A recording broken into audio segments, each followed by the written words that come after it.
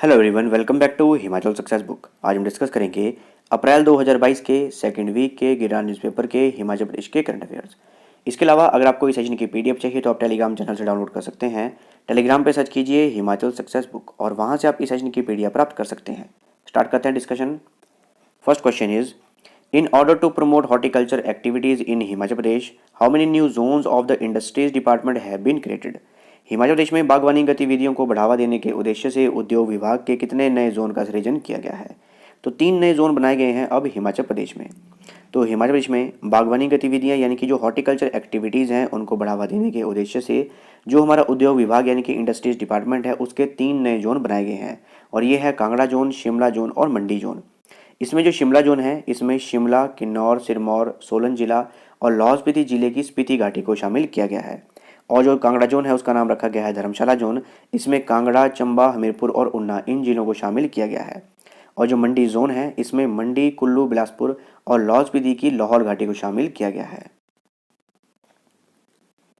The newly constructed multi-purpose cultural complex of which district has been named Lata Mangeshkar कला केंद्र in honor of late Lata Mangeshkar? स्वर्गीय लता मंगेशकर के सम्मान में किस जिले के नवनिर्मित बहुउद्देशीय सांस्कृतिक परिसर का नाम लता मंगेशकर कला केंद्र किया गया है? तो ऊना जिले में ये स्थित है। तो हाल ही में हिमाचल मंत्रिमंडल की बैठक में निर्णय लिया गया कि स्वर्गीय लता मंगेशकर के सम्मान में ऊना जिले के नवनिर्मित बहुउद्देशीय सांस्कृतिक परिसर समूर कला का नाम लता मंगेशकर कला केंद्र किया जाएगा। Where did Chief Minister Jairam Thakur inaugurate the Maharana Pratap memorial built with 37 lakhs? मुख्यमंत्री जयराम ठाकुर ने 37 लाख से निर्मित महाराणा प्रताप स्मारक का लोकार्पण कहाँ किया? तो ये किया गया सुंदरनगर में।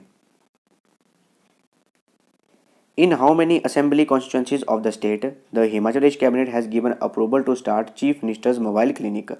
हिमाचल प्रदेश मंत्रिमंडल द्वारा राज्य के कितने विधानसभा क्षेत्रों में मुख्यमंत्री मोबाइल क्लिनिक प्रारंभ करने को स्वीकृति प्रदान की गई है? तो जितने भी हमारे विधानसभा क्षेत्र हैं हिमाचल प्रदेश में यानी कि 68 के 68 जो विधानसभा क्षेत्र हैं उन सभी में मुख्यमंत्री मोबाइल क्लिनिक प्रारंभ किया जाएगा। और ये जो मुख्यमंत्री मोबाइल क्लिनिक सुविधा है इसमें जो भी दूर दराज के सीमित सुविधाओं वाले क्षेत्र हैं वहाँ पर इस मोबाइल क्लिनिक को भेजा जाएगा और वहाँ पर प्रैक्टिशनर और विशेष चिकित्सज्ञ भी भेजे जाएंगे।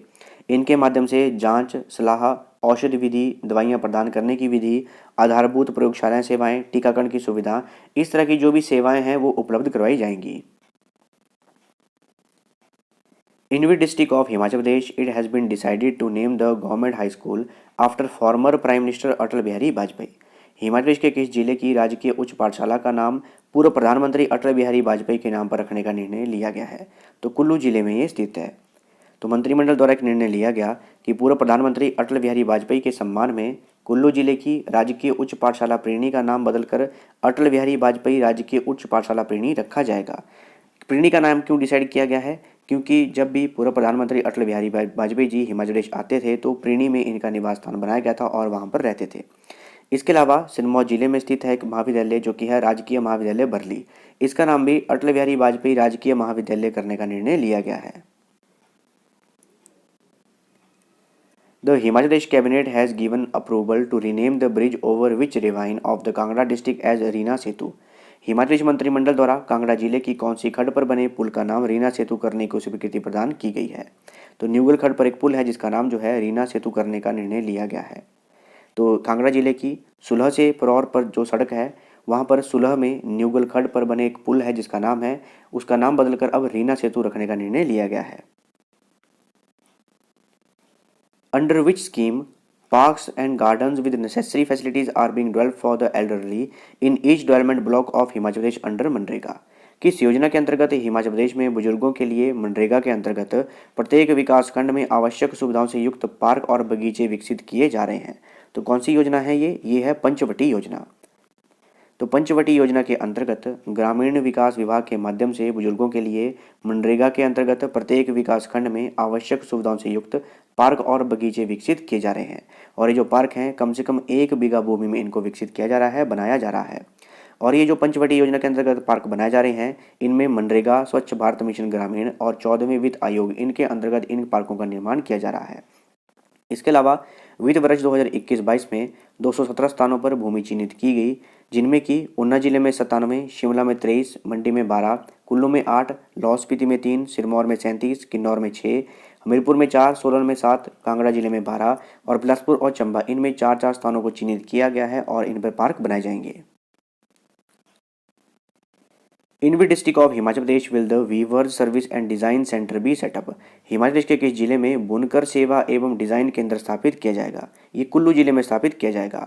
जब केंद्रीय मंत्री पीयूष गोयल हिमाचल प्रदेश के दौरे पर आए थे तो कुल्लू में इन्होंने अनाउंसमेंट की कि कुल्लू में weavers service and design centre ये स्थापित किया जाएगा। Which is the first state in the country to start organised cultivation of cinnamon. दालचीनी की संगठित खेती शुरू करने वाला देश का पहला राज्य कौन सा है? तो ये है हिमाचल प्रदेश।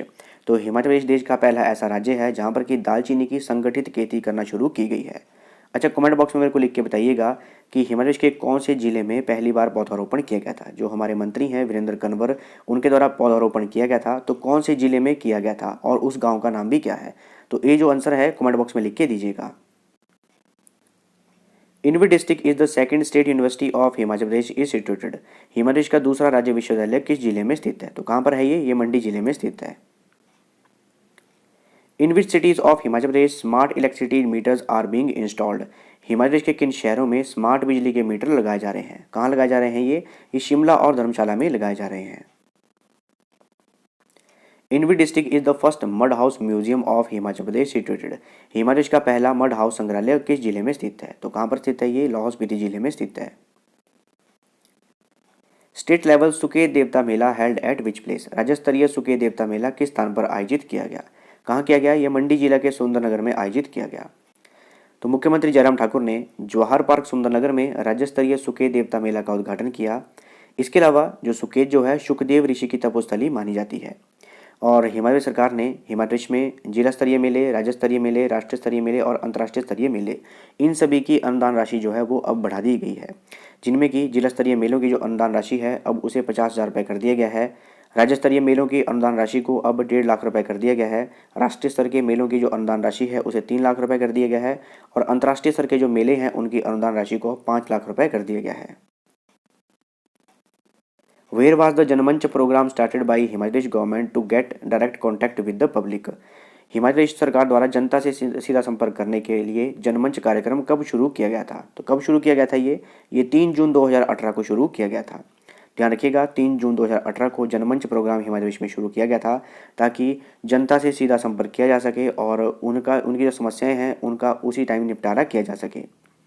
और हाल ही में हिमाचल प्रदेश का जो 25वां जनमंच है वो आयोजित किया गया था 3 अप्रैल 2022 को। For which product of Himachal Pradesh geographical indication tag for European Union is likely to be awarded soon. Himachal Pradesh के किस उत्पाद के लिए यूरोपीय संघ के लिए भौगोलिक संकेत टैग जल्द ही प्रदान किए जाने की संभावना है? तो कौन सा प्रोडक्ट है ये है कांगड़ा टी। तो जो कांगड़ा चाय है, कांगड़ा टी है, उसे यूरोपीय संघ के लिए भौगोलिक संकेतक टैग यानी कि geographical indication tag for European union बहुत जल्दी देने की संभावना है। इसके अलावा चाय की खेती के विकास के लिए जो चाय की खेती का जो सब्जेक्ट है पहले वो उद्योग विभाग के अंतर्गत था, लेकिन अप्रैल 1999 में उसे कृषि विभाग को ट्रांसफर कर दिया गया। और वर्ष 2005 में कांगड़ा चाय को भारत का भौगोलिक संकेत यानी कि जीआई टैग दिया गया था इंडिया में। और फाइनेंशियल 2021-22 में चाय उत्पादकों को 1 लाख से अधिक पौधे वितरित किए गए और 5.6 हेक्टेयर क्षेत्र में चाय के पौधों का ताज़ा वृक्षारोपण किया गया।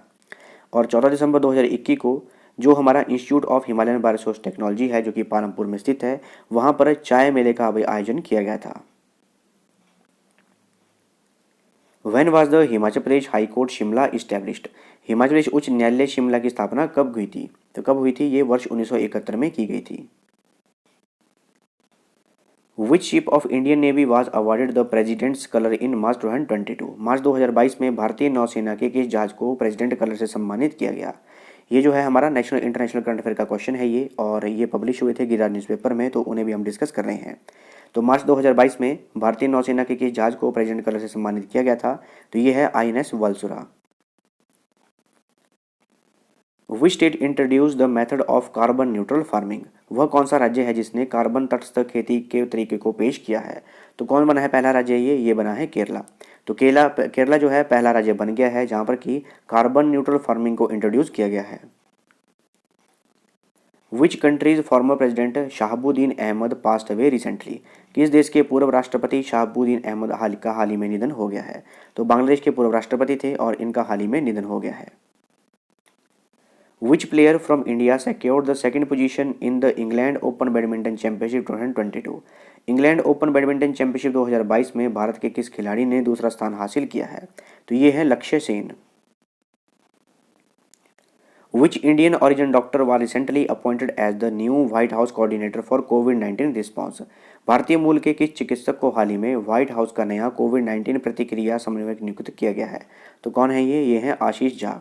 तो जो व्हाइट हाउस है जहाँ पर कि अमेरिका के प्रेसिडेंट जो बाइडन रहते हैं, तो वहाँ पर कोविड-19 की जो रिस्पॉन्स टीम है उसका कोऑर्डिनेटर बनाया गया है, वो बनाया गया है आशीष झा को, और ये इंडियन ओरिजिन के डॉक्टर हैं। What is the theme of the world forest day this year? इस वर्ष विश्व वन दिवस की थीम क्या है? ये है forest and sustainable production and consumption. और वर्ल्ड फॉरेस्ट डे हर वर्ष 21 मार्च को मनाया जाता है, और जो इसके बार की थीम थी वो थी forest and sustainable production and consumption. Recently, the World Happiness Report 2022 was released by United Nations Sustainable Development Solution Network, who has secured the first position in this report. हाल ही में संयुक्त राष्ट्र सतत विकास समाधान नेटवर्क द्वारा world happiness report 2022 जारी की गई। इस रिपोर्ट में किसने पहला स्थान हासिल किया है? तो फिनलैंड एक कंट्री है और पहले नंबर पर है ये वर्ल्ड हैप्पीनेस रिपोर्ट में। तो वर्ल्ड हैप्पीनेस रिपोर्ट 2022 में नंबर 1 पर है फिनलैंड, और भारत का रैंक है 136। Which country has got the no to export GI tagged Kashmiri carpet for the first time? GI tag किए गए कश्मीरी कालीन को पहली बार निर्यात करने के लिए किस देश के लिए मंजूरी मिली है? तो जर्मनी को मंजूरी दी गई है। Where has India's first virtual smart grid knowledge center been launched? Bharat के पहले virtual smart grid knowledge centre का शुभारंभ कहाँ किया गया? ये किया गया हरियाणा के मानेसर में। ये थी हमारी डिस्कशन, और अगर आपको इस सेशन की पीडीएफ चाहिए तो आप टेलीग्राम चैनल से डाउनलोड कर सकते हैं। टेलीग्राम पे सर्च कीजिए हिमाचल सक्सेस बुक, और वहाँ से आप इस सेशन की पीडीएफ प्राप्त कर सकते हैं। इसके अलावा फेसबुक, इंस्टाग्राम, टेलीग्राम इन पे फॉलो कर सकते हैं। So thanks for watching video, do like, share and subscribe my channel.